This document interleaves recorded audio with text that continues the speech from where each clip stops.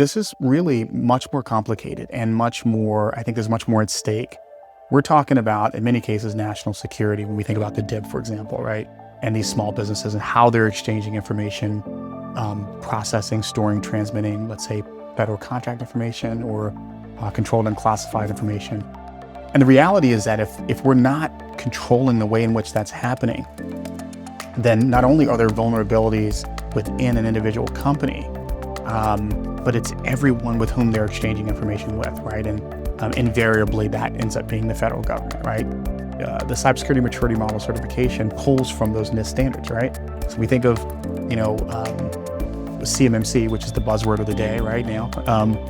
That's a derivative of NIST standards, and specifically NIST 853, right? Which is really the parent standard, right? So we think of 800, 171, 172 respectively, and how they factor into levels 2 and 3 of CMMC compliance. The reality is that's where we're saying, let's be proactive in getting you to understand, sort of the requisite levels of compliance, but looking at what types of information are you handling, and how does that then inform the next step, which is to look at what level of compliance is going to be most germane to you.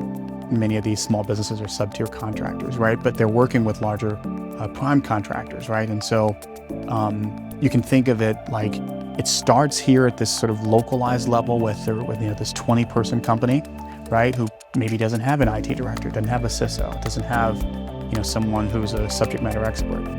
But they're exchanging information with a vast array of other agencies, other folks in the private sector, because maybe they have sub-tiers under them, right? Where they've contracted labor out, right, or whatever. But then they're exchanging that with the federal government indirectly, right? So via the prime. And so if there's vulnerabilities that can be exploited at that localized level, you can imagine a situation where that permeates throughout that entire sort of communication or supply chain, right?